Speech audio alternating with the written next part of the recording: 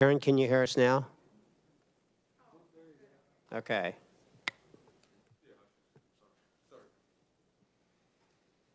Right. I don't know that we got everybody. Okay.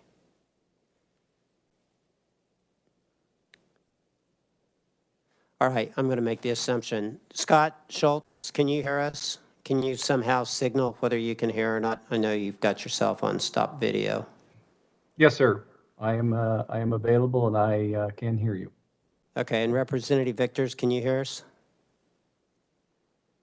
Yes, I can. Okay, great. Sorry for the technical difficulties. I got to unmute yourself on the screen. Okay, go ahead, Merle. Start with the agency overview. Sure. Good afternoon, members. My name is Merle Riedel. I'm a fiscal analyst with Kansas Legislative Research. Today, I'll be discussing the budget of the Sentencing Commission. Also joining me online is Scott Schultz, the executive director from the Sentencing Commission, and he'll be providing testimony once I'm through. So I would direct your attention to the agency overview. Hopefully you're looking at the KLRD budget analysis titled Kansas Sentencing Commission at the top.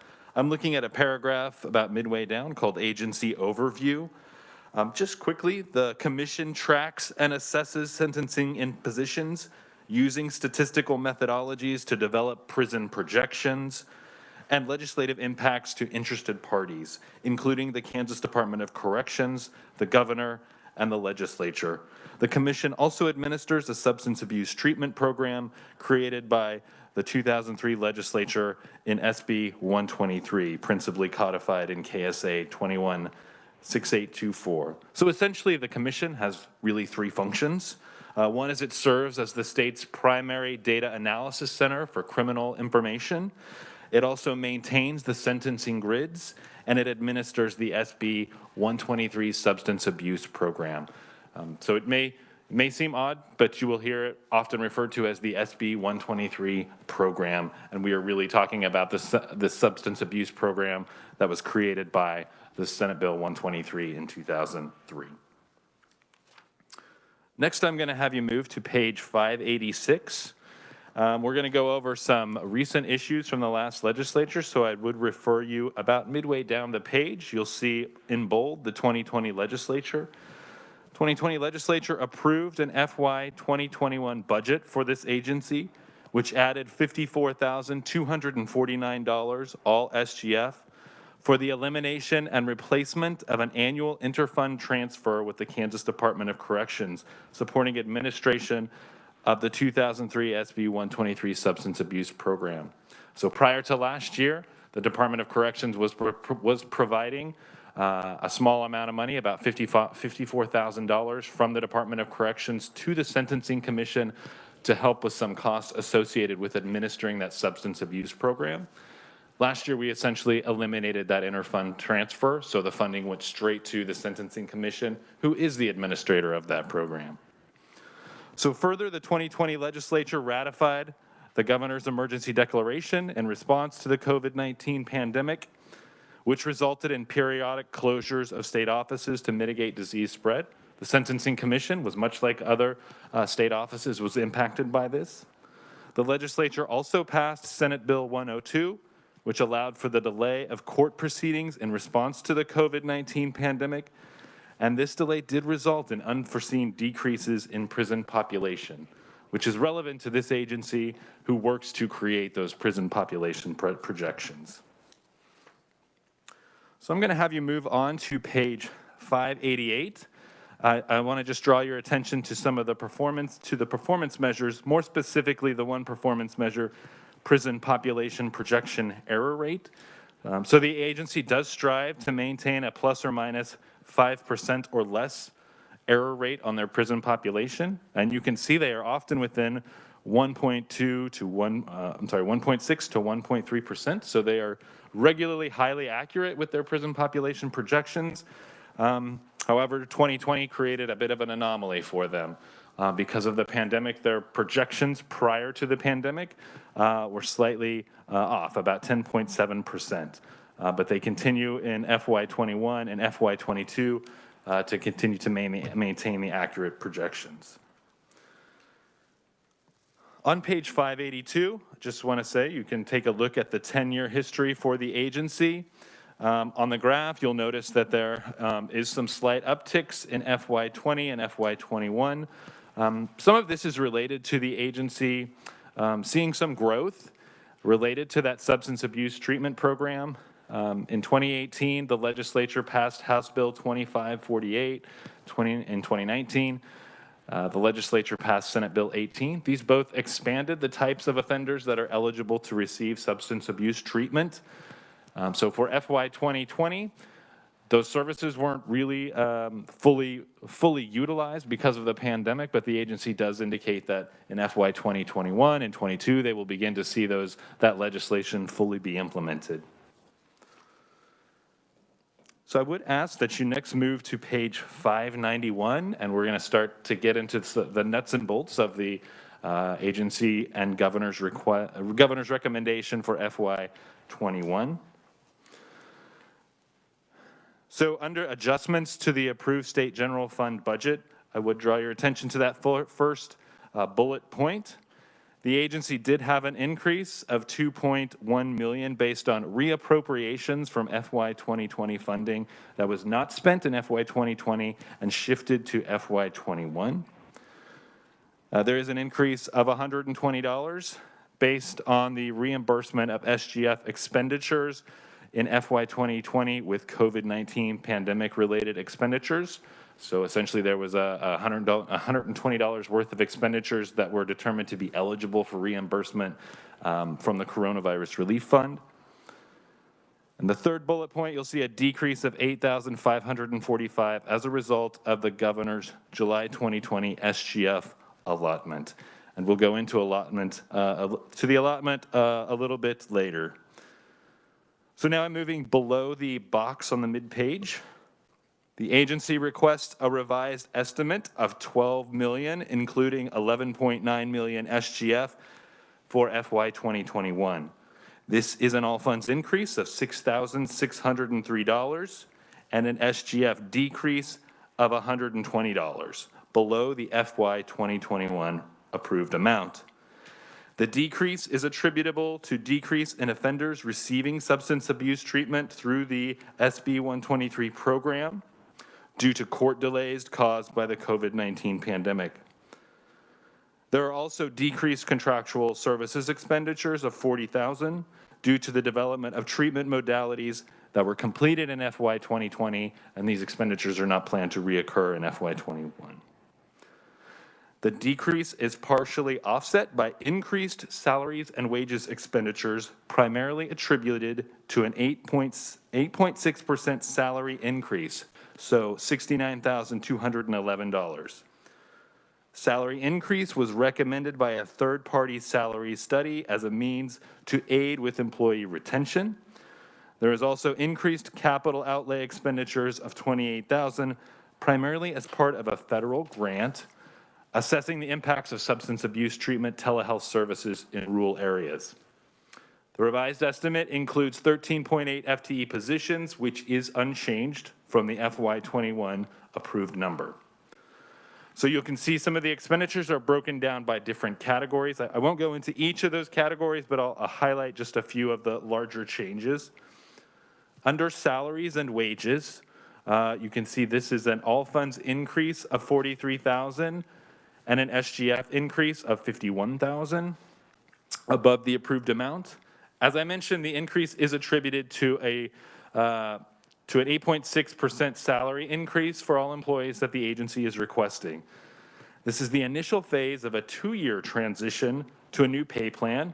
The pay plan is based on recommendations by a third-party salary study that was contracted by the agency. The study indicated that the agency has experienced recent staff turnover due to positions requiring individuals experienced in both criminology and data analytics, which are skills that are sought after by other state and federal justice-related entities. The agency indicates that the salary increase would aid in recruiting and retaining skilled employees. Moving to contractual services, this is an all funds decrease of $40,000 and an SGF decrease of $27,000 below the approved amount. The decrease is primarily attributed to decreased professional fee expenditures due to the completion of new substance abuse treatment modalities in FY 2020. So they developed new treatment modalities for the substance abuse program in 2020. They do not require those same expenditures in FY 2021.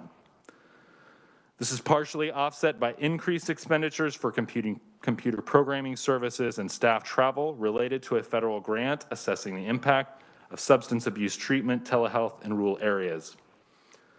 Increases attributed to the updating of the treatment provider payment system software to provide data entry capabilities for staff from the Office of Judicial Administration and temporary staffing to address potential increases in data entry as court proceedings resume, also partially increased, was part of the, partially offset the decrease. So they anticipate that there may be a growing need for to hire temporary staff to catch up with some of the processing that may have not occurred during the court closures. Under capital outlay, you'll see this is an increase of $28,519 and an SGF increase of $15,000 above the approved amount. The increase is attributed to increased expenditures for office equipment upgrades that were planned for FY 2020 but shifted to FY 2021 due to the COVID-19 pandemic. And the increase is attributed to expenditures for computing equipment to assess the impact of some of those telehealth services as part of the federal grant. Finally, the last item I want to hit is the other assistance.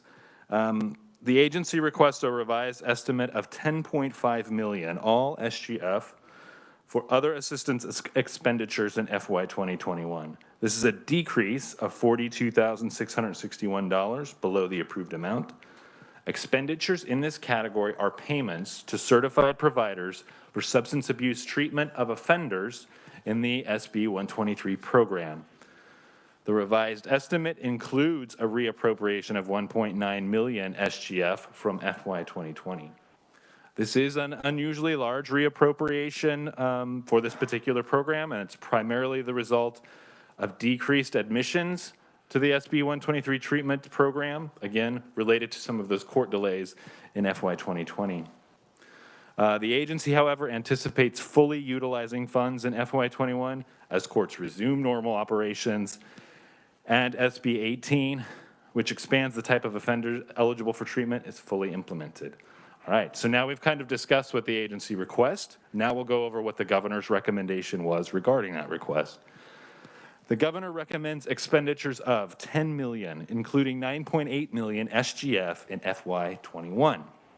This is an all funds decrease of $2 million and an SGF decrease of $2.1 million below the agency's FY 2021 revised estimate.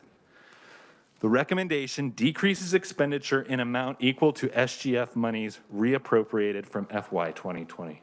So she is decreasing, or she is taking back the the unexpended funds that remained at the end of FY 2020 and were reappropriated into FY 21.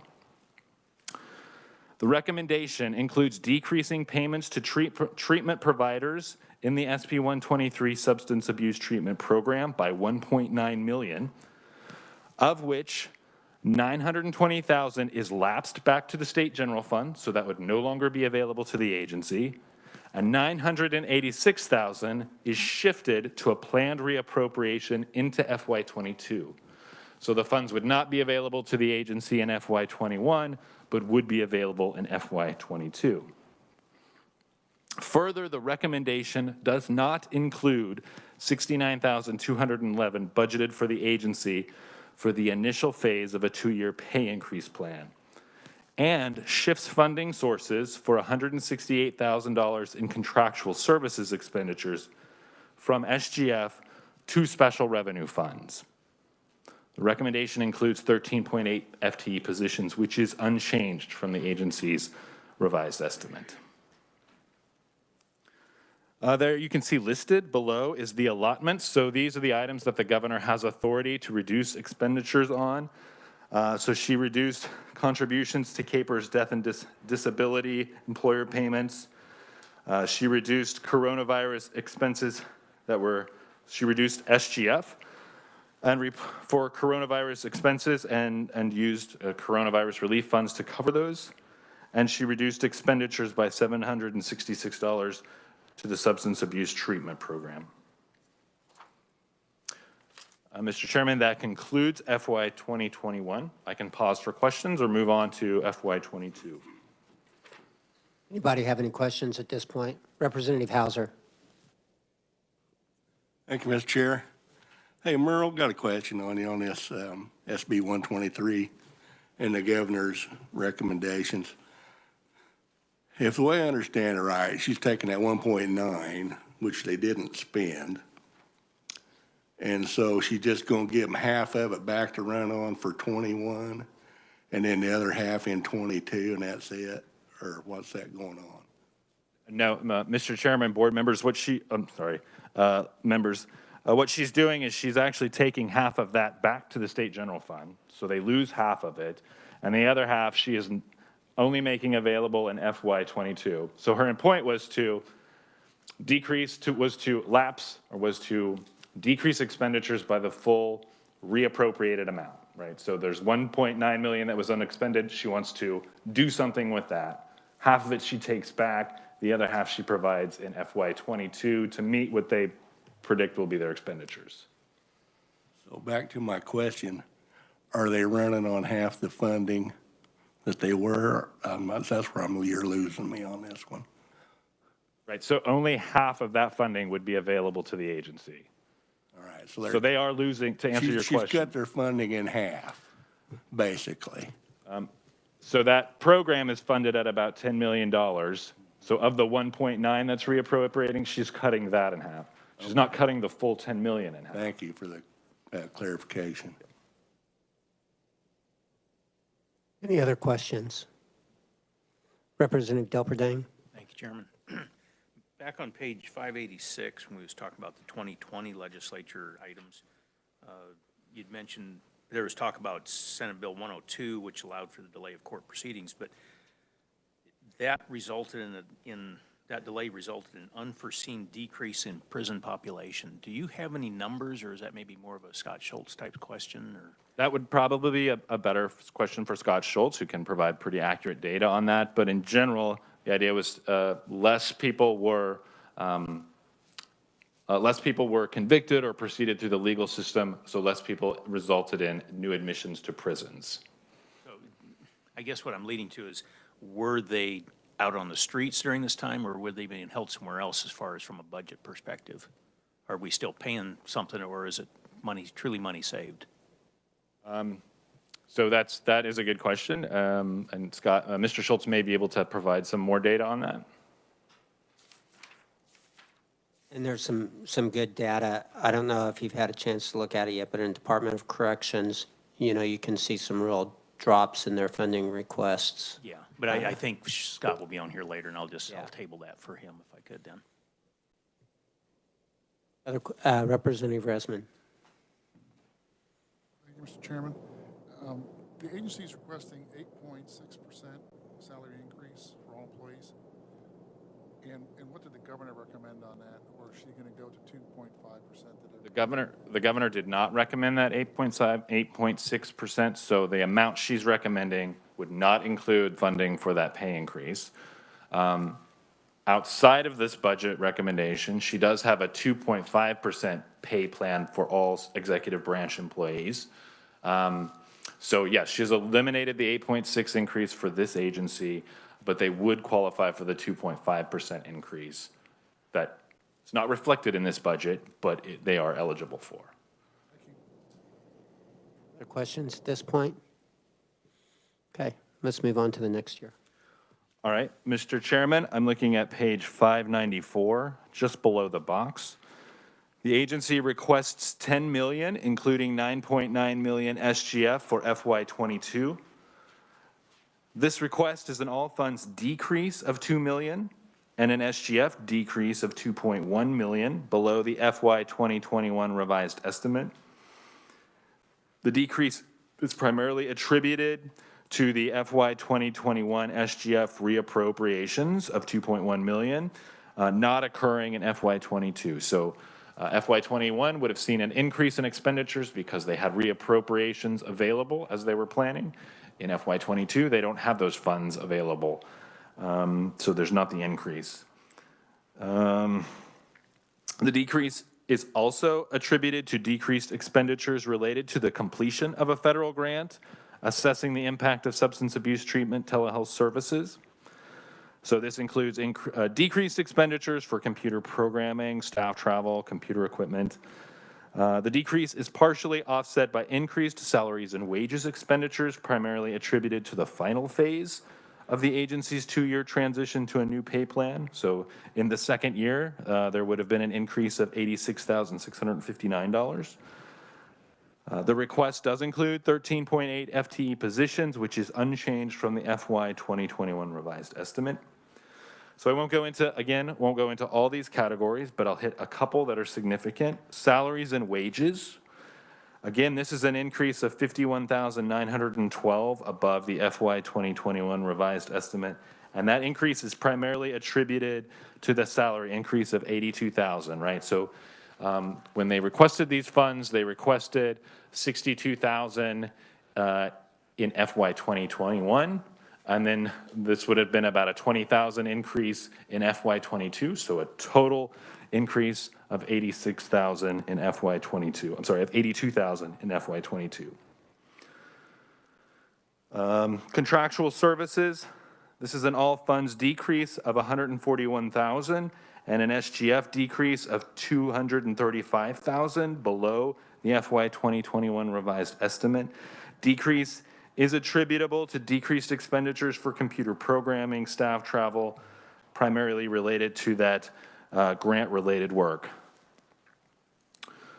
The decrease is also attributed to completion of treatment provider payment system software upgrades, which were done in FY 21, and decreased needs for temporary staffing services. So if you'll remember, in FY 21, they increased some temporary staff services, so FY 22 would reflect elimination or reduction of those temporary positions. Under other assistance, the agency requests $8.7 million all SGF for other assistance expenditures. Again, this is a decrease of $1.9 million below the FY 2021 revised estimate. Again, expenditures in this category are payments to certified providers for substance abuse treatment of offenders in the SB 123 program. So the decrease is attributed to SGF reappropriations of $1.9 million in FY 21 that do not occur in FY 22. But of course, we know that the governor's recommendation in FY 21 also eliminated that $1.9 million. So now I'm going to hit on what the governor's recommendation was. The governor recommends expenditures of $10 million, including $9.8 million SGF for FY 2022. This is an SGF decrease of $82,659 below the agency's FY 22 request. The recommendation does not include $82,659 requested by the agency for the final phase of a 2-year pay increase plan. Further, the recommendation would utilize $986,490 planned reappropriations from FY 21 for the SB 123 substance abuse treatment program, which would allow the agency to meet its anticipated expenditures for the program of $8.6 million in FY 22 while reducing the base appropriation by 10%. Because again, they're using money, they're not using newly appropriated money, but they're using money that is reappropriated from the previous year. The recommendation includes 13.8 FTE positions. Just very quickly, I'll hit on the reduced resources. So the governor requested many of the agencies to submit a 10% reduced resource budget, essentially allowing the agencies to identify some areas where they may take a 10% reduction. For the Sentencing Commission, the item recommended was the SB 123 Substance Abuse Treatment Program. The agency proposed decreasing expenditures by $900,000 $986,490. And the governor did adopt that recommendation. So you'll see a decrease of that amount in FY22, but again, they retained that reappropriation from FY21. I would draw your attention to page 597, the governor's recommended salary and wage adjustments. So as Representative Resman noted earlier, the governor did recommend, or is recommending, a 2.5% state employee pay increase. This agency would be part of that pay increase. However, that pay increase is not reflected in this budget that you see before it. Longevity bonuses, this agency has no longevity payments, so essentially they have not had staff there for long enough time to be eligible for longevity bonuses in FY21 or 22. And so that covers FY22. I can go on to a quick discussion about the fee fund if you'd like. So the Sentencing Commission does retain a fee fund that receives funds, and I'm sorry, I'm looking on page 598. Sentencing Commission fee fund retains a small fee fund that draws funds from the sale of publication, fees associated with data requests, and reimbursements from other state agencies. The only item of note here is, as I mentioned earlier, under the governor's recommendation for FY21, if you look at expenditures, you'll see that the agency estimate was $11,000 and the governor's recommendation is $179,000. So the governor did recommend that the agency utilize fee funds to cover about $168,061 in contractual services. So these would be paid out of the fee fund as opposed to being paid from state general funds. So there is an impact to that, right? You will see the ending balance in FY21 goes down, and then therefore the ending balance in FY22, if you look under the governor's recommendation, you'll see the ending balance goes down as well. However, there does still retain a positive balance in the account. Following that are various program levels that really talk about some of the administration and give details on the substance abuse treatment program. However, we've kind of addressed several of those items. I can proceed, Mr. Chairman, if you'd like, or I can stand for any questions. Does anybody have any questions? Okay, did you have anything else you wanted to run through, or do you want to let us have Scott start? I am done, Mr. Chairman, and Scott Schultz is available online, and I believe he's provided some written testimony as well. Okay. Welcome to the committee, Mr. Schultz. You can go Mr. ahead Chair. and start your presentation. Thank you. Good afternoon. Can you hear me okay? Speak up a little bit. You're a little bit soft. If you can do anything. All right. Please at any time if you can't hear me, let me know. Yeah, you're great now.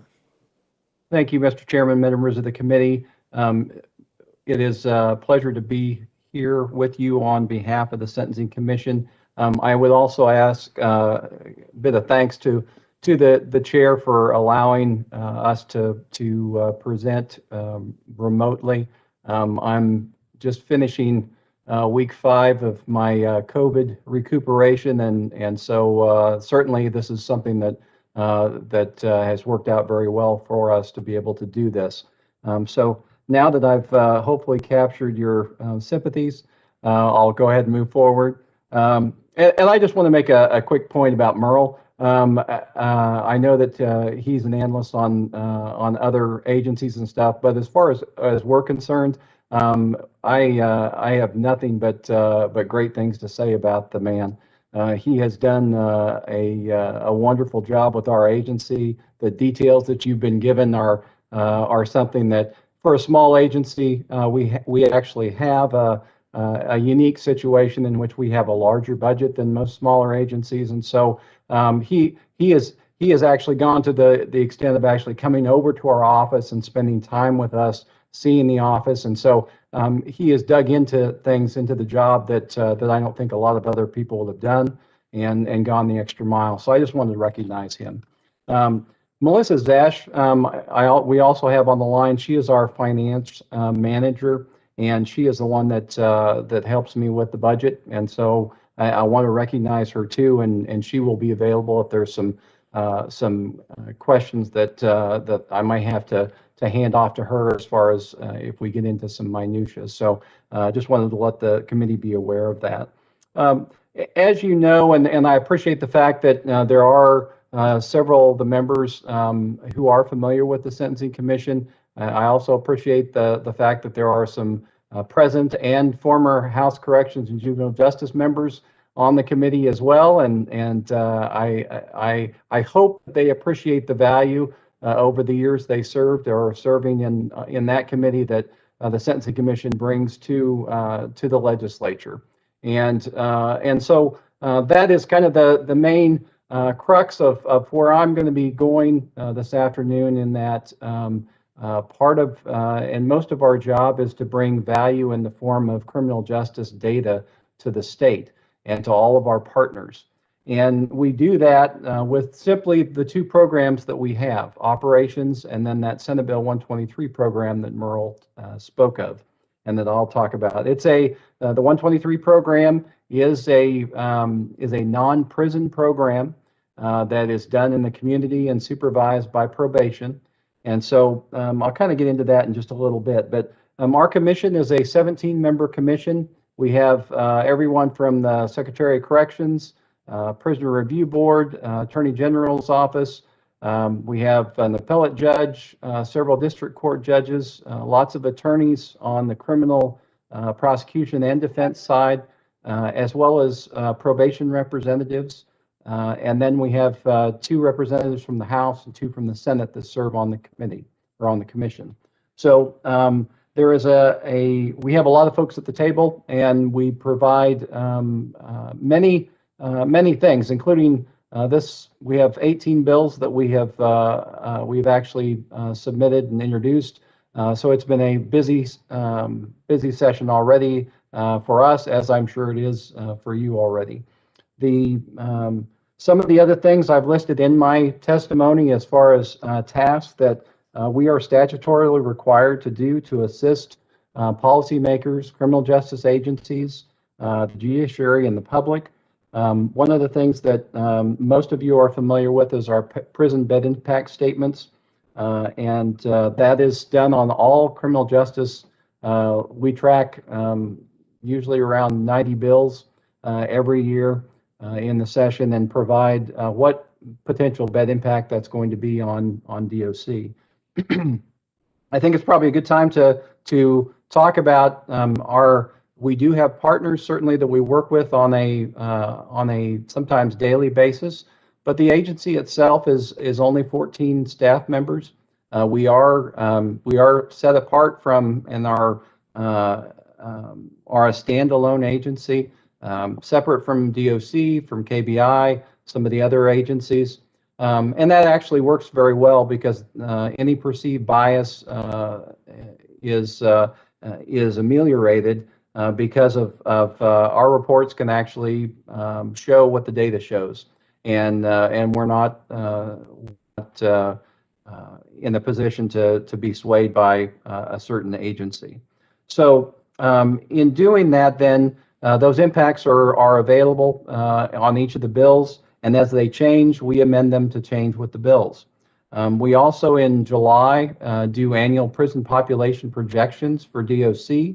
This also helps the governor's office as well as the legislature to determine whether or not we are at a point where we need to build or not. And that concerns a whole lot of people when the population starts becoming over capacity. We also do custody classifications for them, which is a little step above that, so that we can actually, the computer model that we use actually allows us to actually put folks into those custody classifications, such as maximum or minimum or special classifications that DOC has, so they can anticipate for bed needs throughout all their facilities, since they're all different depending on the security level of those facilities throughout the state. One of the main drivers that allow us to run the computer models is that we collect all felony sentencing information in the state. And so clerk's offices from your jurisdictions will send us a journal entry that has all of the applicable information about felony convictions, and we enter those into our database. We also have access to KBI arrest database, clear back to, I think it's 1912. We also have access to KDOC databases that, again, that we have admissions databases and other databases, revocation databases we use from them. And we use all of that to feed the computer model that we use. And I'll talk about that a little later in my presentation. We are the central administrator of the Senate Bill 123 program. As you can see in the budget documents, that consists of almost 90% of our budget. And so the rest of it obviously is administration of our research department, as well as just central running of the agency. Plus then, but most of those funds then are pass-through funds that go to those treatment providers all over the state, in which we have about 140 of those. We do have publications that we put out on an annual basis, an annual report that shows trends in criminal justice. We also have a desk reference manual that is kind of the Bible for criminal justice practitioners. They utilize this in sentencing situations because there are so many complexities with regard to the sentencing guidelines that we update that on an annual basis based upon legislative changes, based upon court decisions. We also get research requests from universities and other folks all over the country because we have good data and many years of that. I attribute that to our research department that we are able to, and that is one of our few. We do have revenue source that would be the desk reference manual that we sell to about 900 stakeholders every year. We also do the research requests that come in. We also do charge for that, and so there's usually, it's minimal, under $10,000 that we usually have for research requests. But that data is something that they need for their research, whether that be in a criminological standpoint, economics. We get quite a few requests for that. So one of the things I wanted to touch on was the Senate Bill 123 program. And as Merle indicated, as you may expect, with the shutdown orders, with the closure of the courts for a temporary time and then slow opening for those, probation offices were in a position where they were not actually having reporting of offenders. And so a lot of those things, the system kind of churned to a slow churn. And as a result of that, a lot of the folks weren't being sentenced. Therefore, the only way that the Senate Bill 123 program actually occurs is if the court orders them into the program and they're eligible by statutory criteria to be ordered into that program. And so because of that, there was a slowing as far as admissions. And that's, as Merle indicated, we did see a substantial decrease in the amount of invoices that were submitted to us by those treatment providers, just simply because they were doing the same thing. In some cases, the treatment providers were not seeing in-person folks. We quickly switched over to telehealth, which we were required. It was almost a necessity. And so we went about, similar to some of the other state agencies, to quickly gather up and implement telehealth codes to be able to provide services in an online capacity to those offenders that we currently have. So, as I've indicated in the testimony, we had, for example, in 2019, just to give you kind of scope, we had 3,314 offenders that were in the program. During the pandemic here, the program is serving 1,859. And again, some of those have not made it through the system yet. And some of those, like I said, it's just a slowdown in the system. You'll probably hear it sometimes as far as, jury trials have been happening in some jurisdictions. In some jurisdictions, they aren't. And some have started and some have stopped. And so the safety factor obviously is paramount in those jurisdictions. And because of that, we're simply not getting the individuals into the programs like we normally were. I don't see that continuing once vaccinations begin to happen and the second vaccination occurs, that we're going to ramp back up and things are going to return to normal. And so that's one of the things why we determined that that certainly in 2020 or 2022 that we anticipate us being back up at full steam. We've also, as Merle indicated, the legislature did pass a bill to allow not only possession of controlled substance offenders that are currently eligible, but also folks that have actually been involved in small sales of drugs are now eligible. And so that was an appropriation that was given by the legislature. The part of the situation that I want to press upon this committee hopefully is, and I've mentioned this before, that this particular program works and the money is well spent for the offenders that are in the program.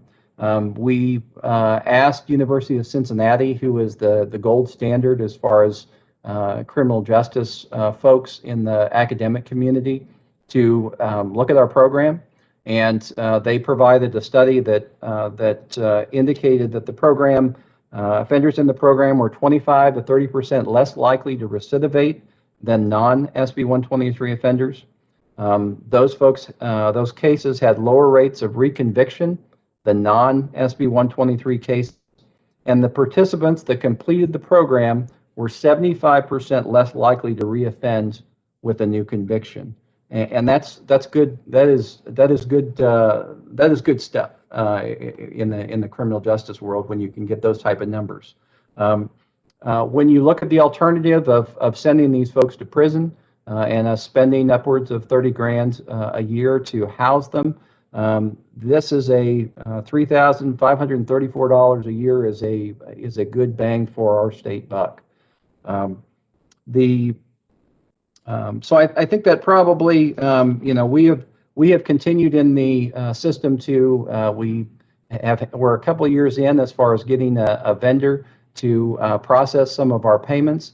That has gone from servicing the treatment providers now from monthly to they can actually submit invoices and get paid every Tuesday.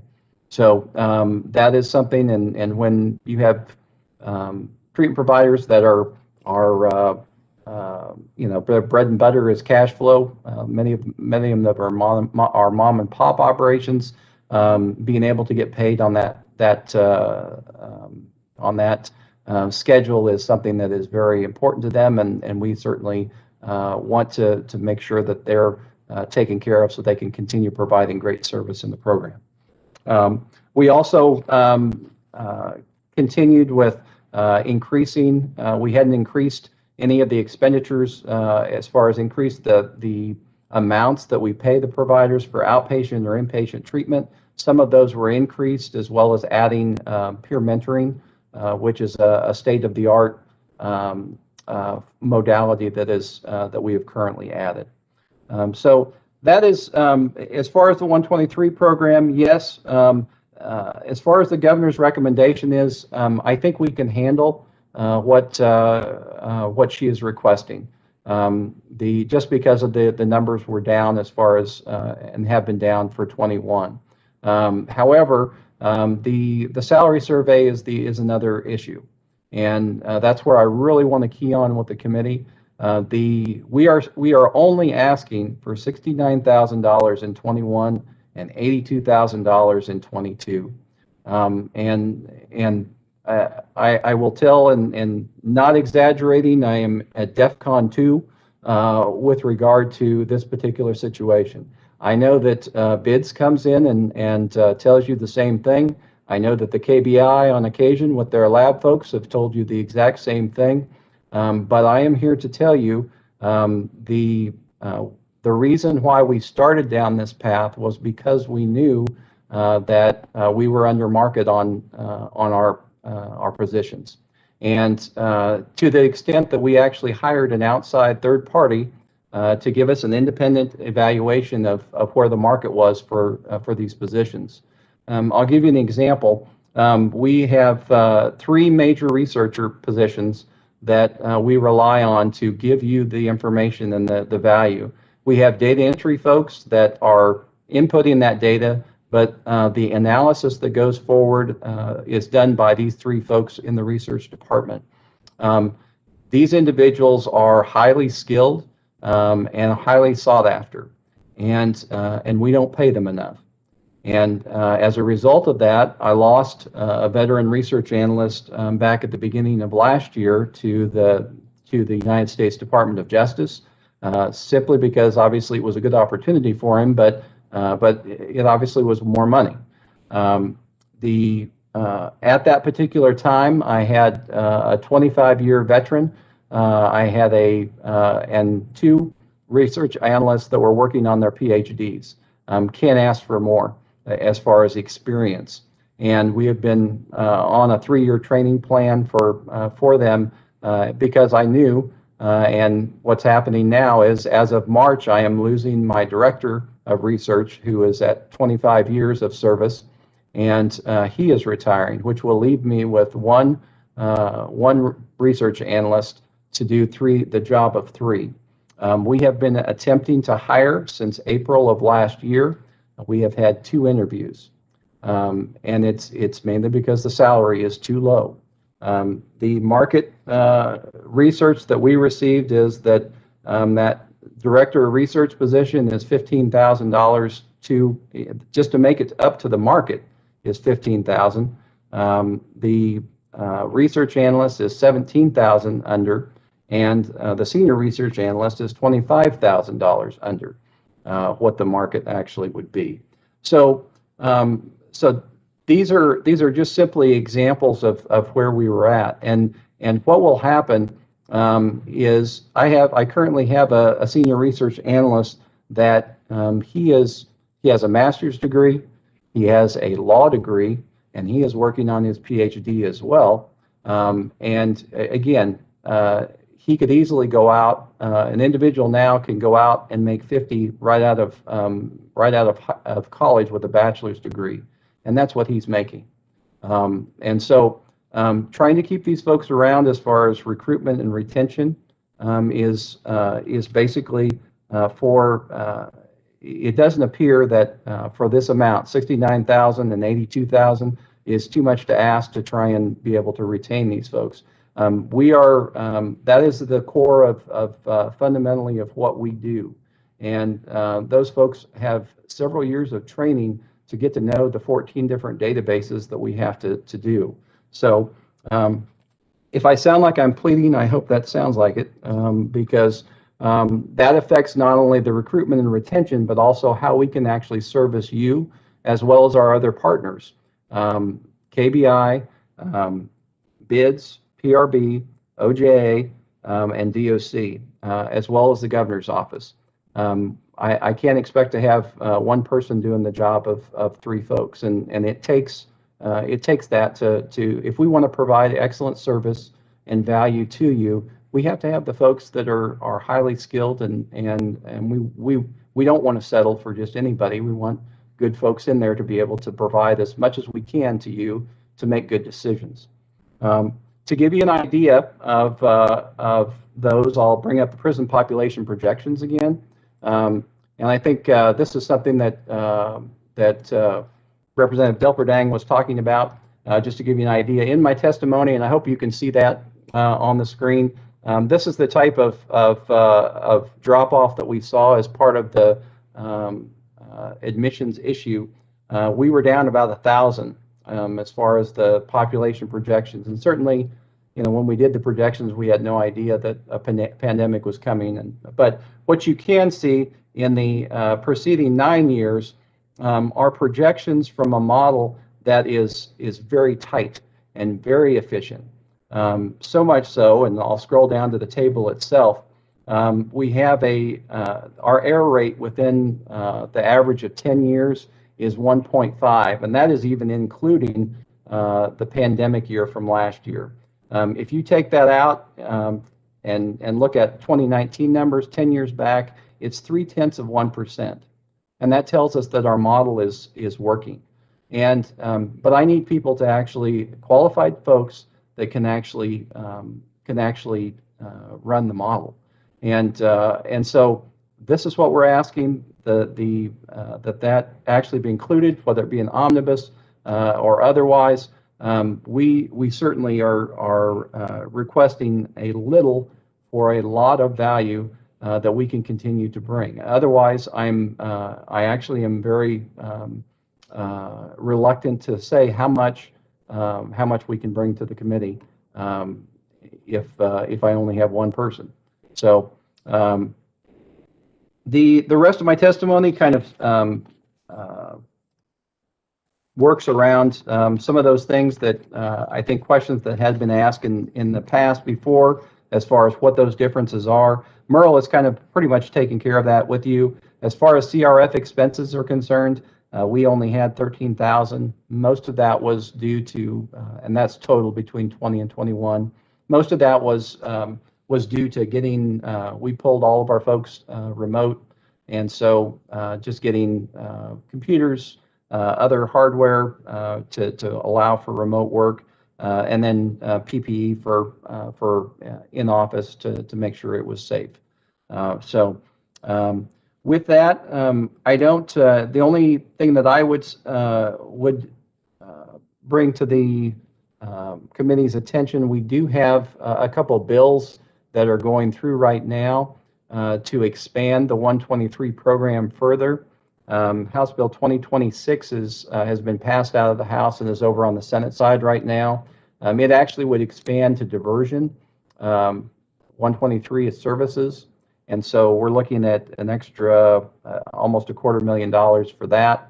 And then House Bill 2146 is also that would expand into non-drug offenses that would allow for non-drug offenders. We know that folks that break into people's houses to steal stuff, commit theft, are sometimes doing it and it's rationally related to supporting their addiction.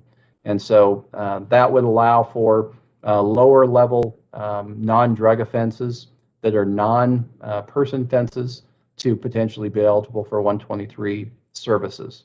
And that would be somewhere in the range of about $375,000 as well. So again, I certainly thank you for your time. We again are in agreement as far as the governor's recommendation, with that one exception of the salary survey, and we would hope that you would favorably consider it for 20 and 21. Questions? Representative Delperdang. Thank you, Chairman. Scott, it's good to hear from you again. Good to see you.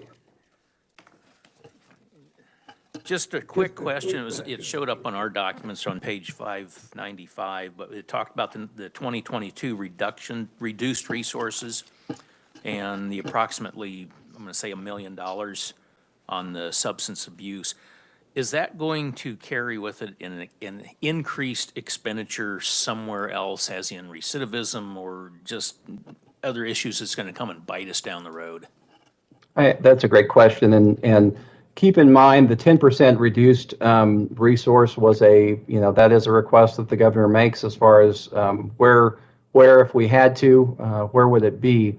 I can tell you that the 986,000 that would be involved here, that equates to about 280 offenders that can't be served. So in answer to your question, we possibly would not be able to service that amount of offenders if that was cut out of the budget. Okay, thank you. Other questions? So, Scott, I've got one question on your 2021, you have $69,000 worth of salary increases, and on the 2022, I believe it's, what, approximately 89,000. Is that $69,000 amount based upon a full year? So in reality, once it gets allocated, it should be prorated, or how's that number determined? Mr. Chair, unless Melissa wants to jump in, I do believe that that was something that, since the commission agreed, unanimously agreed to recommend this back in August, my guess would be that it probably would be, that was actually the full amount for the year. So a prorated amount, obviously at this point in time, whenever the budget would pass, would possibly be appropriate. I'm not going to, like I said, I'm not going to be choosy at all. If you're willing to do that, we'll take it. And then can you send us like an executive summary of the salary survey that you are working off of, just so we have a little more detail on it? Yes, Mr. Chair, I certainly can do that. And Okay. I think the Representative Resman had a question about the 2.5% salary increase. I think that, we would even be willing to look at, not taking part in that, or because, in lieu of that, or anything of that nature, because certainly even the 2.5% for everyone in the agency is not going to rise to the level of what this particular study would be asking for. So when I'm thinking about this salary increase, so 69, if it rolls over into the following year, is it, let's say we cut the 69 back to 212, 1/6.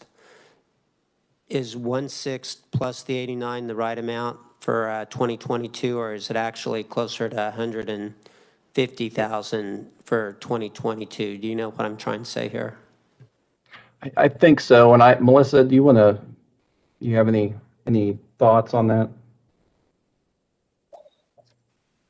I think if you prorated the amount for this fiscal year, for fiscal year 22, that would be a total amount. That 89,000 would have been a total amount. So, we would need that appropriated that year to be able to cover. I'm not sure I follow what you're saying there. Merle? Yeah, Mr. Chairman, if I may. So I think what we're thinking about is in FY21, they would get a pay increase that totals $69,000, and they get a pay increase that totals $69,000 in FY22. But in FY22, there is an additional roughly $20,000 to complete that pay adjustment. So if what you're asking is it sort of compounded? It is, and it's compounded based off of that amount of $69,000 in 21 and $82,000 in 22. So there's not an additional amount that's not accounted for in those two numbers. So just for purposes of the argument, if we gave them, because we won't pass this bill until probably May, so it's going to be, there's going to be May and June. 1/6 of that is 10,000. So if we gave them 10,000 this year, we would have to give them roughly 150,000 or 160,000, the 69 plus the 89 less the 10 that we gave them this year in 2022 to follow their plan. So what you're describing is prorating, and then any leftover, the portion that's not funded this year, you would add to FY22. Is that what you're suggesting, Mr. Chairman? Well, I'm just saying if we wanted to follow their plan, there's no sense giving them 69 this year because they're not going to make the raises retroactive, or we may not want to let them make them retroactive for an entire year. Yeah, we can talk about the math on that later, yeah, if somebody we wants can to make an definitely issue talk about like that. that. Yeah. Other questions? Okay. If there's no further questions, I think we have another conferee. Stuart Little is here to give testimony on this budget. Thank you, Mr. Chairman. I appreciate the opportunity to stand up. My name is Stuart Little. I'm here. You've got my testimony. I'm here to briefly make a couple of comments about the Sentencing Commission budget and some of the potential demands on the Senate Bill 123 program.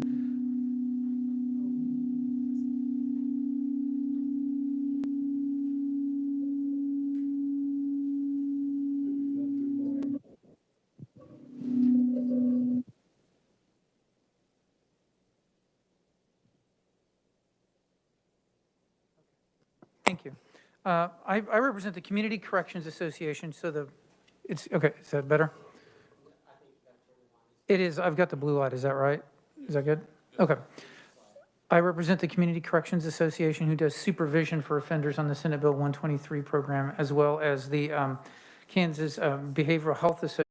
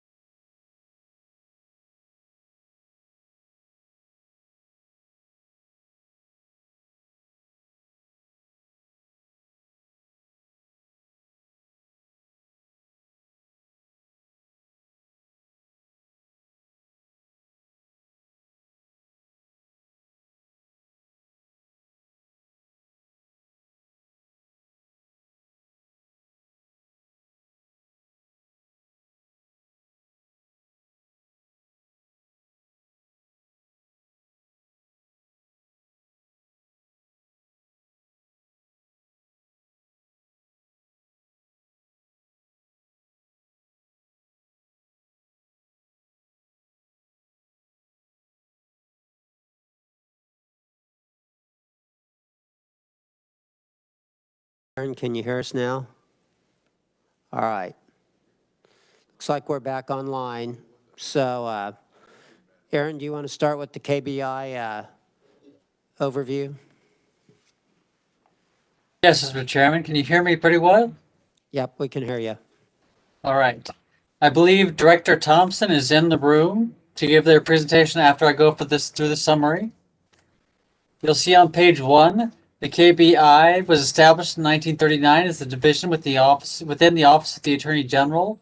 The mission of the KBI is to provide professional, investigative, and laboratory services to Kansas criminal justice agencies and to collect and disseminate criminal justice information for the purpose of promoting public safety and the prevention of crime in Kansas.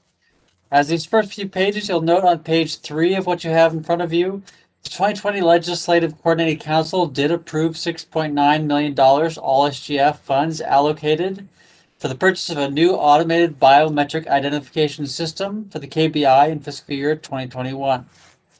With that, I'll move over some pages to page 5, just real quick to show you the performance measures as recommended by the governor, the key performance measures. And we'll move quickly here through some of the summarial detail into page 8. On page 8, you'll see the current year request. The agency during the 2020 legislature was approved for a state general fund budget of $27.6 million. There were several adjustments that took place that changed this approved amount. There was an increase of $7 million based on the reappropriation of 2020 funding that was not spent in 2020 and shifted in 21. Part of that would be the the Automated Biometric Information System, ABIS. An increase of $29,636, the reimbursement of fiscal year 2020 for COVID-19 expenditures, as well as a decrease of $148,758 as a result of the governor's July allotment. These adjustments changed the approved amount, and I apologize there. The paragraph above the chart has a little too many 5s in it, but the numbers that are in the chart are $34,558,000. The agency does request a revised estimate of $46.4 million, including $34.5 million from the State General Fund for operating expenditures and capital improvements. It's an all funds decrease of $995,301 or 2.1% and an SGF decrease of $29,635 or 1% below the approved amount. This decrease sort of comes from coronavirus reimbursement expenditures that are part of the governor's allotment, but there's also due to the agency preparing for some of the expenditures in this budget that they were anticipated going forward with being a decreased budget due to the COVID pandemic. So they tried to limit their impact of these reductions by reducing their expenditures. The 2021 estimate on page 9 includes 353.5 FTE positions, which is a decrease of 3 FTE positions for the number approved by the 2020 session. The request is detailed by category of expenditure here down below. You will see that in capital outlays where the ABIS is detailed,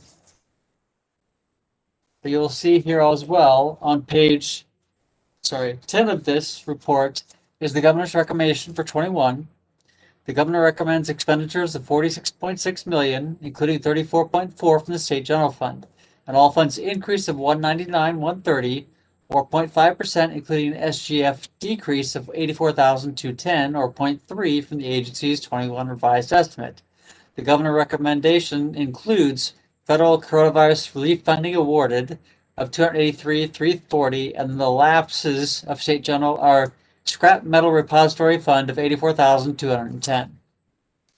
On the bottom of page 10, you'll see the governor's allotments, which include Capers D&D moratorium for $67,937, the CRF swap of $80,821, which is essentially the exchange of some SGF for coronavirus relief funds, essentially, in 21 budget. With that, I will stand for questions before we go on to the 2022 budget. Any questions at this time? Okay, continue on. On page 11, you will see the agency's requesting operating budget of $37.2 million, including $24.9 from the State General Fund for 2022. The request is an all funds decrease of $6.6 million or 50.1%, and an SGF decrease of $7 million or 21.9% below the 21 revised estimate. The agency's request does include 353.5 FTE positions, which is no change in the FTE. This decrease is largely due to the ABIS expenditures in the agency's 21 budget, which are not expected to reoccur in the 2022 budget. I have detailed by major category of expenditure on page 11 and continuing on to page 12 for the agency's expenditures, and you will see the ABIS expenditures accounted for in capital outlay. On the middle of page 12, you'll see the governor recommends an operating budget of $36.1 million, including $23.9 million from the state general fund in 21. It's a decrease of $1.1 million or 2.8% all SGF below the agency's request. This is due to the governor's partial adoption of the agency's reduced resource budget for fiscal year 2022, which is further detailed in the bottom of page 12. You'll see that the agency in their 10% submission of the reduced resources budget provided a budget reduction of $2.3 million, and the governor's recommendation is a reduction of about $1.1 million. The agency in their reduction basically said they'd have to hold open positions open longer and make a couple other reductions. But as you see, the governor's recommendation came in lower than the agency's submission. On page 14 is a great breakdown of the governor's salary and wage adjustment box. We've gone over some of these details here before, but please let me know if you have questions. The longevity bonus payments are included there for you. What the agency is eligible for in 2021 is $49,080, including $37,088 from the state general fund, and then for 2022, total $51,160, including $36,209 from the state general fund in 2022. If we look here quickly, I will show you on page 15 is a breakdown of the funding sources the agency is utilizing in their request for 2022, as well as the governor's recommendation. You can see their state general fund is a major portion of their funding. I've included a breakdown on bottom of page 15 of the record check fee fund analysis, since the agency provides these services for fingerprint services provided. And then on the top of page 16, you'll see there's a funding source for the Kansas Criminal Justice Information System fee fund, of which the agency does receive of the modernization surcharge. $1 of that was diverted to assist in the revenues for this fund, and the governor does recommend that continues into the fiscal year 2022 budget. You'll see a pictorial and a numerical breakdown of the agency's budget on page 17 under the governor's 2022 recommendation. And then on page 18, I will show you a breakdown of the agency's FTEs by program within the 21 through the 2022 governor's recommendation. With that, Mr. Chairman, I won't necessarily go into any of the individual programs, but I will stop on page 38 for the capital improvements for the agency. They are currently requesting $2.6 million, all from the state general fund for capital improvements in 2021. It's a breakdown of $2.5 million for debt service principal on the Forensic Science Laboratory in Washburn, as well as $100,000 for the state general fund for rehab and repair in 21. The governor does concur with this request for capital improvements expenditures. For 2022, the agency requests capital improvements expenditures of $2.8 million, all from the state general fund. It's an increase of $130,000 due to increase in debt service principal payment, but this is broken down into $2.7 million SGF for the debt service principal and $100,000 once again for rehab and repair. And the governor does concur with the agency's request for capital improvements in 2022. With that, Mr. Chairman, I will stand for questions, or as you wish to move on to the agency. Any questions for Aaron at this point? Okay, if not, Kirk, sometimes it's good to be close to the end, isn't it? We're all questioned out. Welcome to the committee, Director Thompson.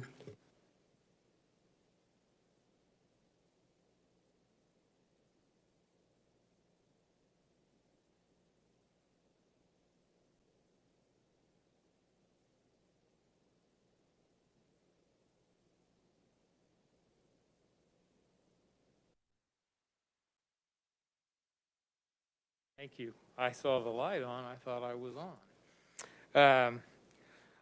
Let me just take a minute and say thank you for the support from this committee and from the legislature in general over the years. We very much appreciate your support of our mission.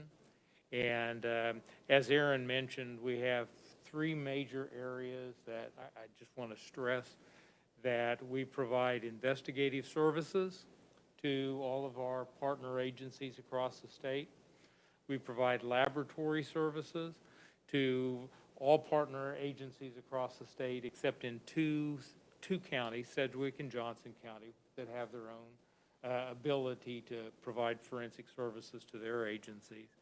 And then finally, we provide identification and information services to almost all of the criminal justice community across the state. So we do have a varied mission, and I just want to make sure that I always mention that. We're not just doing investigative operations. The other point I'd like to make before I dive in here is that we don't operate in a vacuum, nor do any of our criminal justice partners. What we try to do is provide a level of support in major incidents and provide a level of support for almost all forensic services to allow the system to work much more efficiently and effectively. So we provide that direct support, and so the point I'm trying to get to is an investment that you guys make into the KVI is really an investment into the whole criminal justice system, because our support goes to our criminal justice partners. Yeah, 2020 was a difficult year, and I think everyone here can attest to that. But since I'd spoken to you about several matters and asked for your support, I thought it was important to let you know that we were successful in 2020, even though we were addressing many of the concerns all of us were in COVID. So I would like to talk very briefly about some of our successes last year before I dive into the budget for 22. As Aaron mentioned, during the 2020 legislative session, there was a recognition that the state of Kansas had to replace its statewide automated fingerprint identification system. And it went from an automated fingerprint identification system now to an automated biometric information system. And so we had to keep up with the times and make sure that we were able to offer the same services to our partners in Kansas that we would receive from the FBI, or that other states would provide for their customers. So kind of went down to the wire, but we were able to acquire a $6.9 million to begin that project. And that automated biometric system is in the contracting phase right now. And because there is a non-disclosure agreement, it's in that purchasing area, I really can't talk about anything more, but we do expect a contract award first part of March. We believe that we will be on budget, and we'll believe we'll be on time in delivering that service. So the next thing I would like to talk about is the various Corona Act resources that were available to agencies, and we felt very, very good that we were able to acquire almost $800,000 in supplemental funds through either the CARES Act or CASF funding. And what that allowed us to do was really to acquire additional levels of technology, and I won't go into all the details, but we were able to keep our workforce safe. We could send a lot of people to work at home, just at different locations across the state, and so we were able to keep our infection rates very, very low, and we were able to keep operating with very little interruption, if you will. So those were very, very helpful to us, and those will continue to be helpful to us for years in the future. We learned a lot about operations remotely, and we're going to continue to utilize some of those things that we learned in the upcoming years. So I want to take a minute and talk about some facilities. We were able to complete the first phase of a laboratory renovation in our Great Bend office. And what that allowed us to do was to modernize and make much more efficient some of the operations that we had in our Great Bend office. And the simple things like we got the roof to quit leaking and put new windows in, some things that were very basic, but yet we were able to accomplish some very specific efficiency measures within that facility. Another measure that we were able to accomplish was last year opening an office in Garden City. Our furthest operational point for years and years has been Great Bend, and there's still a long way to go past Great Bend. So we were able to open a 5,000 square foot office in Garden City, and this was an office that was built by the DEA, who decided that they could no longer support operations out in western Kansas. So we had a kind of a custom-built investigative facility available to us. And then as it turned out, they recognized that they did want to stay in Garden City. So we have a facility now that has about 13 investigative staff in it, to include people from the DEA, from Homeland Security will be joining us, and a HIDA or a federally funded state, local, federal task force operation within that group. So we're very pleased to have a footprint that far west in Kansas, and that's been a great thing for us and for western Kansas. We operate in a fairly old building, built back in the 20s, and remodeled in 1984, so we always have some issues about keeping it up. The legislature and this committee approved funding to replace our central air system, which was failing fairly routinely. So that was completed last year. That got done. There's been some concern in many quarters about how asset forfeitures are done within the state of Kansas. What happened was we had no data. We were stuck with using data from other states to try to get a sense of what was going on in our state. So House Bill 2549 at the end of 2019 established the Kansas Asset Forfeiture Repository. We were able to bring that online, and we delivered the first 6-month report out of that system. And very soon, when the publication is done, we will publish a full year's data on asset seizures and forfeitures in the state of Kansas. And I think that will be very important for policymakers such as yourself to look at the issues surrounding asset forfeiture across the state. Then, as we all know, after the murder of Mr. Floyd in Minneapolis, there was a lot of concern that came about as a result of questions about police use of force. And in Kansas, we didn't have a very robust way of trying to determine how force was used in our state in those circumstances.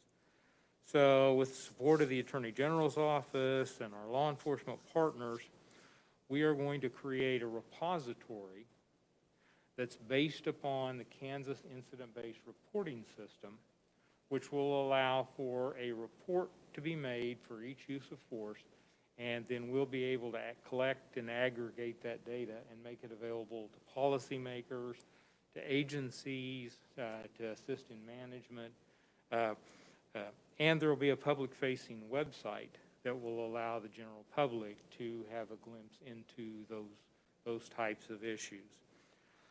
So that should be operational, at least our plan right now is that'll be operational at the end of 2021.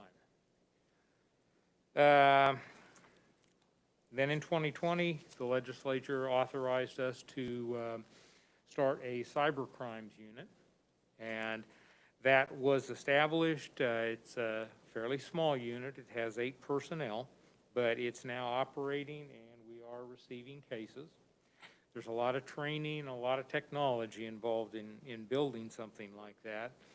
And so right now they're focused on 4 major areas, down to get their feet in the door, if you will. So they're focusing on activities such as network intrusions, denial of network services attacks, ransomware, and business email compromise schemes where there is an attempt to steal money, fraud, those kinds of things.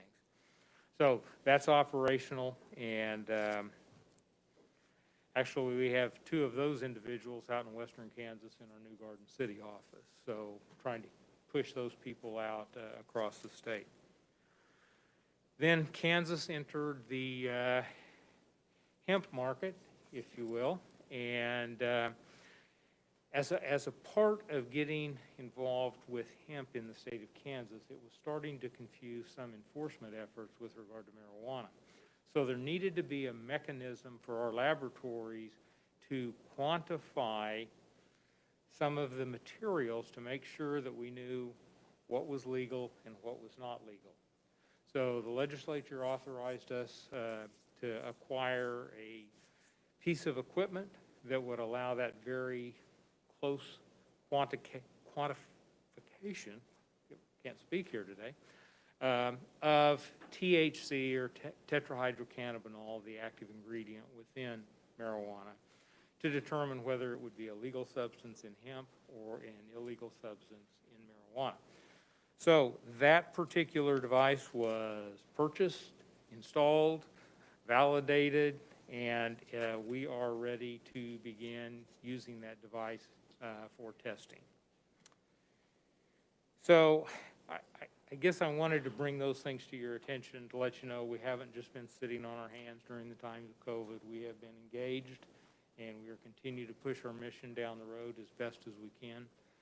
And so let me now jump to our FY22 budget, and that very simply is we concur with the governor's recommendation as to the budget levels and as to the allocation that was applied to our agency. As Aaron mentioned, originally that allocation was at 10% of our SGF amount, which was about $2.3+ million, which would have been very, very difficult. But we began immediately planning for an allocation, a significant allocation, over this 2-year period to make sure that it didn't overly negatively impact what we were doing. So what we were able to do, we appealed that amount, and the governor gave us a 4.5 allocation instead of a 10.0 allocation. So that amounts to a little over $1 million, and we believe that we can work within the parameters of that allocation. And that's going to require us leaving positions open and those kinds of things. And it will impact our ability to do our job. It will impact our abilities to keep our backlogs and those kinds of things in our various functions. But it's something that we will be able to do.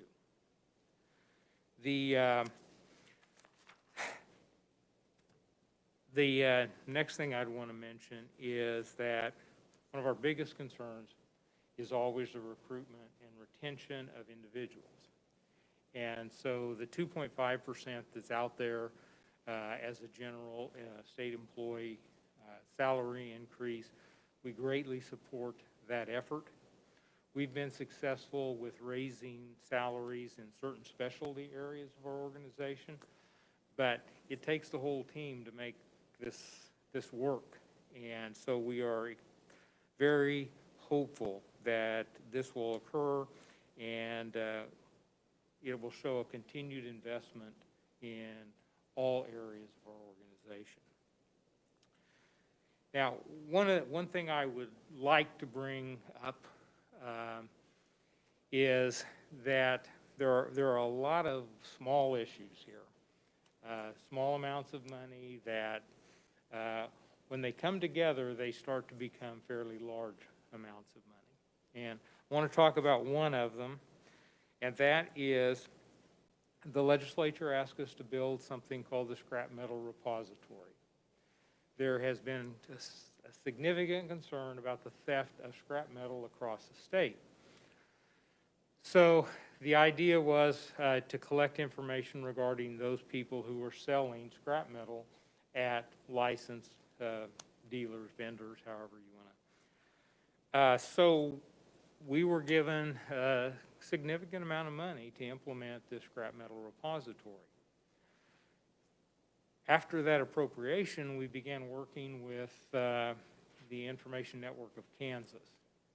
And they had some grant dollars available to them, so we worked it out to where there was no upfront cost to develop this particular project, which meant that the only expenses we now have are $30,000 a year for maintenance. So we had over $100,000, that's my recollection, that was going to go back to the state. And what we had hoped for was to use $60,000 to pay this year's, and then part of that, or the maintenance, excuse me, use another $30,000 next year for the maintenance, and that will take us to the point where this legislation would sunset, and then we could go from there and decide where. However, that amount of money was lapsed from our budget, and that $30,000 is not available to us in 2022. And again, that's another one of these small pieces that I'm going to talk about here in a minute that's going to make it somewhat difficult for us to operate as effectively and as efficiently as we would hope.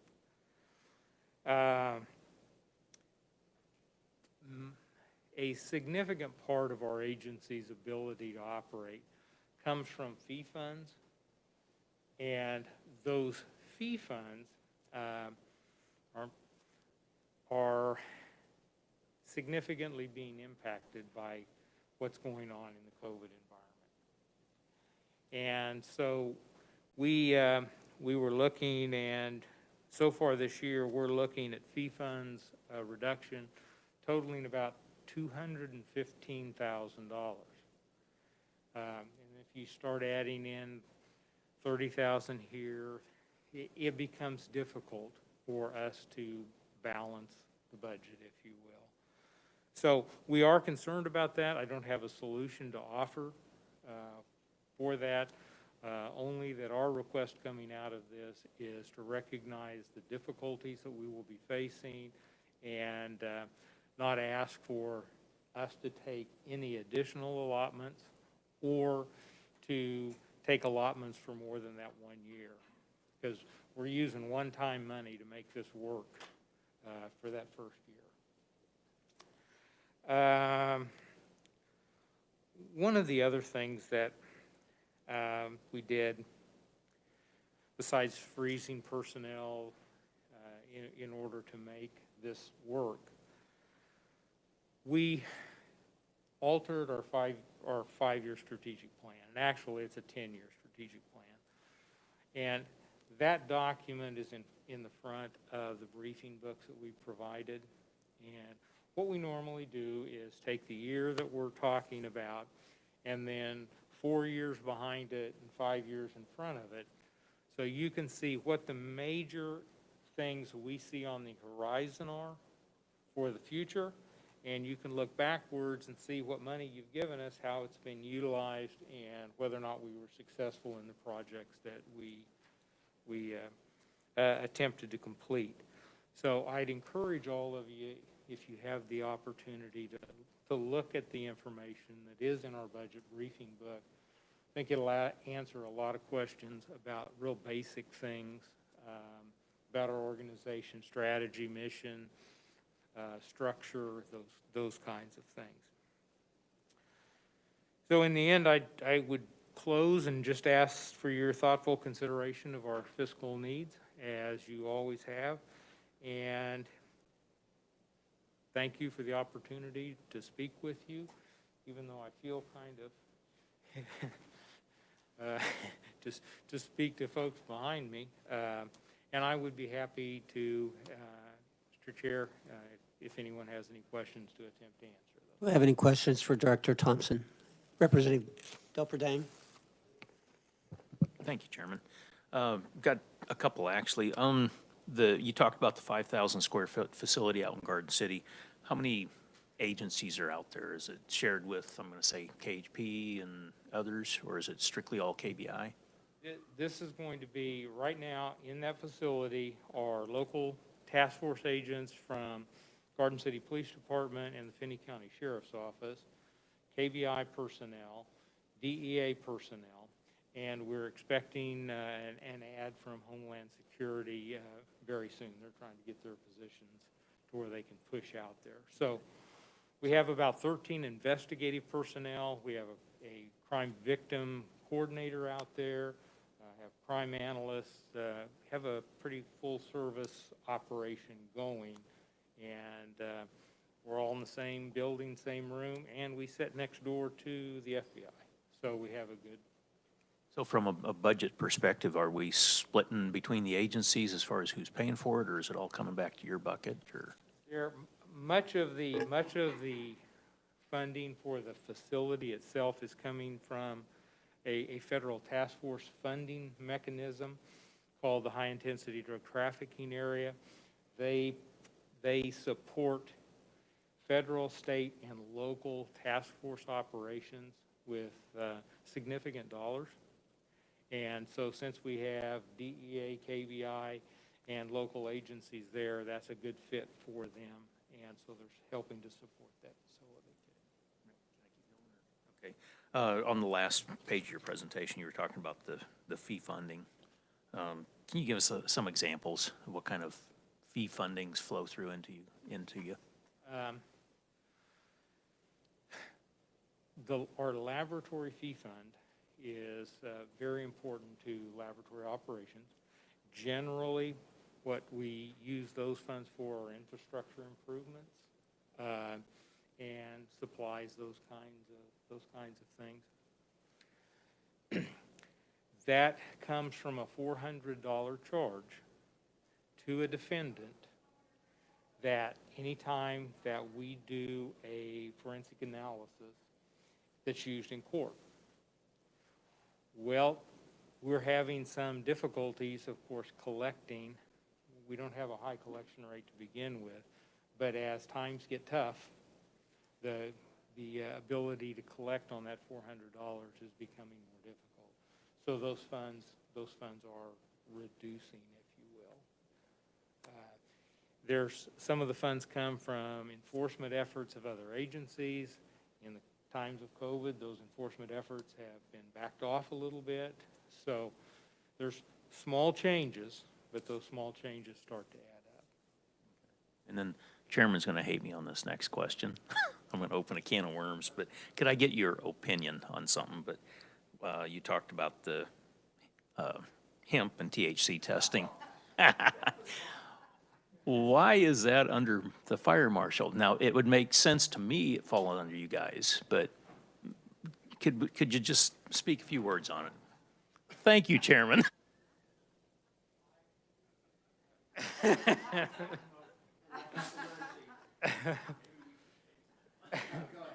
Okay, I think I can make it fairly. The KBI is not a regulatory agency. We're a criminal investigative agency. We have no real regulatory powers. It's not something we do. It's not something we have any experience with. And all of the things that could be criminal that arise from these various undertakings, we're going to end up with. The fire marshal's office, on the other hand, they regulate, I mean, that's their business. They regulate schools, boilers, hazardous materials, all the things that would be a part of the hemp legislation. And when we, to be honest with you, we had long conversations with them, and they were very willing to take on that responsibility because it fits right down their lane. Other questions? Representative Resman. Thank you, Mr. Chairman. Last year, we recommended additional pay for forensic scientists, so other agencies will stop poaching. Did that go through? Did not. It was cut. Everything, because of COVID, everything just stopped. Are you going to propose that sometime in the future? Yes, we are. It's in our strategic plan. But what we felt like we needed to do was pull back on any of those kinds of requests for at least this year, and just try to work with what we had, try to develop some of the bigger internal projects that we have going. But yes, you'll see that again. We have to do that to stay competitive in the market. Representative Weigel. Thank you, Mr. Chairman. Thank you for your presentation. I just have a couple of quick questions. How many field agents do you have out right now? About 80. 80? And how many, you said that there are some positions that are frozen for, how many is that? We have 16 positions currently frozen. So just big picture wise, we have about 350 people in chairs, if you will, across the agency, and we have roughly 50 vacancies. And that includes that 16. And one final quick question. On this scrap metal repository, how many, I'm assuming you just have some person that's dedicated to monitoring that? Is that just, how many full-time positions are dedicated? That's one person. They function in a multitude of ways. They make sure that the systems are working. They make sure the information is being submitted. But they also conduct analysis, because they're going to have access to all that information. So they try to look at the data that's coming in and provide lead information to other agencies where these thefts are occurring. So it's one person, but they've got a lot of different responsibilities to make that work. Thank you. Thank you, Mr. Chairman. Representative Hauser. Thank you, Mr. Chair. Good to see you again, Director. You know, I've been 9 years in this committee, and we've seen KBI. We've done a lot of things to help them grow. I can remember when we were talking about Washburn, and it was just a concept at that time with the new, this thing on, with the new forensics lab and everything. So, how big a dent have we made in the backlog with, I assume we had, last time we had like 12, or we had 12 FTEs for the lab technicians. You might correct me if I'm wrong, but have we solved the backlog from the counties, you know, whenever they're getting lab work done? We have made a difference, but we are also taking steps backwards when we leave positions open. And we take steps backwards when we're unable to retain the people that we spend so much time and energy to train. So it's always important to us to keep that recruiting and retention active.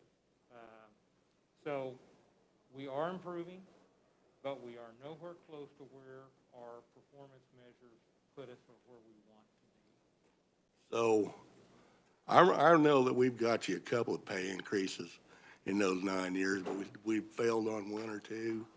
I can't remember, you know. It's 9 years kind of blends together, you know what I mean? And the difficulties there are what happens when you pick different pieces of the organization. It may have been a laboratory initiative that we pushed at this particular point. It may be an investigative initiative that we pushed. So there are several situations where salary increases have occurred, but they haven't all affected all personnel. So that's, it may seem like there's a lot, but in the end, Yeah. each of those groups there is not. And what you will see, our initial plan when we built the laboratory was each few years to increase staffing levels to bring that backlog down. And this year would have been one of those years that we'd have been asking for the next staffing increase to work on those backlogs. And again, we pulled that back just because of the whole. Yeah. It's one of those years. Well, thank you, Mr. Director. Thank you, Mr. Chair. Do we have any other questions for the director? I've got just two or three real quick. Looking at the uses of the CARES funding, I assume that there were no ongoing operating expenses that are going to impact future budgets as a result of those. Would that be a fair statement? That is. Okay. How many, we keep saying there's 13 investigators at the office in Garden City. How many of those are actually KBI employees of the 13? I'm going to have to count backwards. If 2 DEA, 3, I'm going to say 6 at this point. Okay, that's fine. I just want kind of a scope. And then the other thing, $30,000 is the maintenance fee that you pay to another company to maintain the scrap metal registry. Do they do some data input for that cost, or is it, or tell me, that just seems high for that. I mean, I know it's been a real pain, the entire system, but. What Inc. does, they operate the website, they operate all the intake of information, and they also operate the kind of the outflow of information. So every law enforcement agency who wants into the system, they manage that, which kind of takes it off our plate. Saves you from having to have another FTE or so. Okay, all right. Thank you very much for your testimony. Nobody else has anything, do they? Okay.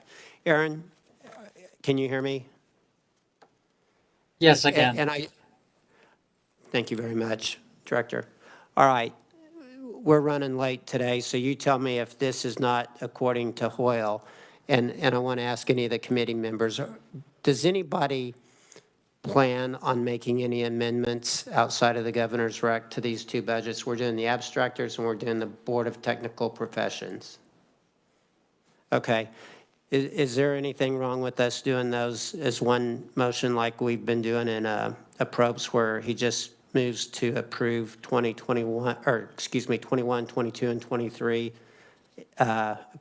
with the governor's recs? If you can do it as 2 separate motions, I think that would be most appreciated for agency. You're saying one motion for one budget and one motion for the other budget, not, okay. Exactly. Yeah, obviously, yeah, we want to do it per budget. All right, so first budget we're going to consider today is the Abstractors Board of Examiners. Representative Resman, do you have a motion? Thank you, Mr. Chairman. I move that we approve the governor's recommended budget for the Abstract Board of Examiners for fiscal year 21, 22, and 23. Is there a second? Second by Representative Ellis. Is there any discussion? Does everybody understand what we're doing? And these are very small budgets. I don't want to squash any conversation. Yes, and be funded also. Okay. Is there any discussion? If not, all those in favor of the motion signify by saying aye. All opposed, no. Motion carries. Now we'll move on to the Board of Technical Professions. Representative Resman, is there a motion? Thank you, Mr. Chairman. I move that we pass out the Board of Technical Professions, the governor's recommended budget for fiscal year 2021, 2022, and 2023. Okay, is there a second? Second is by Representative Weigel. Is there any discussion? If not, all those in favor of the motion signify by saying aye. All opposed, same sign. Motion carries. Is there anything else for the good of the committee? Let's see, tomorrow we're going to do a hearing on Department of Corrections. It's going to be another long one. It's a big budget. And then I believe we're going to work the Board of Indigent Services. So if you have any thoughts on that, I know that's a pretty, that is one where we've got some issues. So anyway, we'll see how that works out. So if there's nothing further, we're adjourned. Thank you.